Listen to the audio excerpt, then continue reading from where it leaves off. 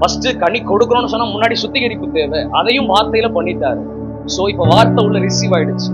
இப்போ அந்த சுத்திகரிப்புக்கு அப்புறம் இப்போ ஆட்டோமேட்டிக்கா ஃப்ரூட் வெளியே வர ஆரம்பிக்கும்.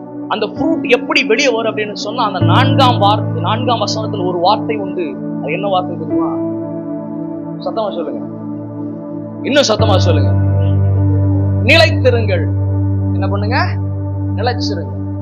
ஒரு காரியம் சொல்றேன் தேவ சபை, உனக்கு ஆசீர்வாதம் உள்ள ஒரு சபை உண்டு இல்ல, உனக்கான சுகம் கொடுக்கிற ஒரு சபை உண்டு இல்ல, உனக்கான எல்லா காரியங்களையும் ஏறெடுத்து உனக்காய் ஜெபிக்கக்கூடிய ஒரு சபை உண்டு இல்ல, மாம்சத்திலும் சரி ஆவிக்குரிய ரீதியிலும் சரி, நீங்கள் எந்த இடத்தில் அபிஷேகம் பண்ணப்பட்டிருக்கிறீர்களோ, நீங்கள் எந்த இடத்தில் விடுதலையாகி இருக்கிறீர்களோ அந்த சபையில நிலைச்சிருங்க.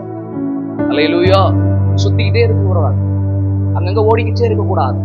உனக்கு தேவன் விடுதலை கொடுத்திருக்கிற தேவாலயத்துல நிலைச்சிரு. உனக்கு தேவன் சமாதானம் கொடுத்திருக்கிற தேவாலயத்துல நிலைச்சிரு. உன்னை ஆண்டவர் கரெக்டான வழியில நடத்துற தேவாலயத்துல நிலைச்சிரு.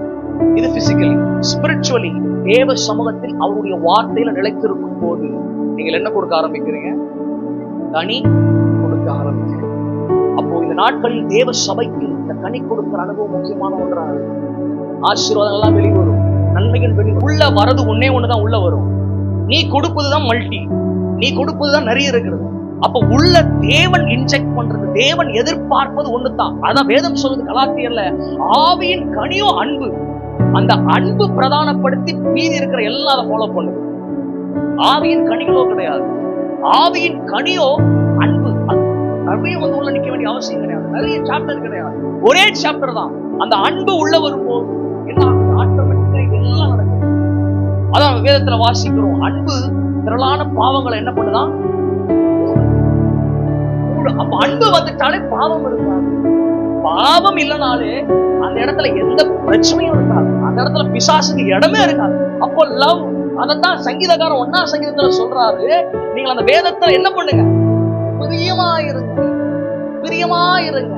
அந்த லவ் வெளியே வரும்போது, அந்த லவ் ஸ்ப்ரெட் ஆகும் போது ஆட்டோமேட்டிக்கா அந்த இடத்துல பாவம் விலகி போகுது. ஆனா இன்னைக்கு பாவம் இருப்பதற்கு ரீசன் என்னன்னு சொன்னா, அந்த இடத்துல அன்பே கிடையாது, ஸ்நேகமே இல்லை. ஸ்நேகம் இல்லாத இடத்தில் பிசாசு உண்டு. சொல்லுங்களேன், ஸ்நேகம் இல்லாத இடத்தில் பிசாசு உண்டு. ஆனால் நேசம் இருக்கிற இடத்தில் இயேசுவானவர் உண்டு. நேசம் இருக்கிற இடத்தில் நேசர் உண்டு. அன்பு இருக்கிற இடத்தில் ஆண்டவர் உண்டு.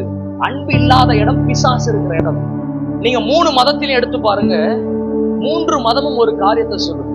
நம்ம வேதத்திலே வாசிக்கிறோம், அவர் எப்படி இருக்கிறார்? அன்பாய் இருக்கிறார். கர்த்தர் எப்படி இருக்கிறார்? தேவன் அன்பாய் இருக்கிறார். இந்து மக்கள் சொல்றாங்க அன்பே சிவம், அன்பே சிவம். அல்லாஹ், இஸ்லாமியர்களும் சொல்றாங்க அன்பை என்ன பண்ணுங்க? பிரதானப்படுத்துங்க, எல்லாரும் நேசுங்க. சோ உலக மக்களுக்கு ஒரே ஒரு காரியம் தான் அன்பு. அந்த அன்பு உள்ள வந்தாலே பாவம் விலகும். சோ அதனால தான் ஜான் 3:60 வாசிக்கிறோம், தேவன் தம்முடைய ஒரே பிறனுக்குமான விசுவாசிக்கிறவன் கெட்டு போகாமல் நித்திய ஜீவனை அடையும் படிக்க அவரை தந்தருள் இவ்வளவா இந்த உலகத்தில் எதை கூர்ந்தார்?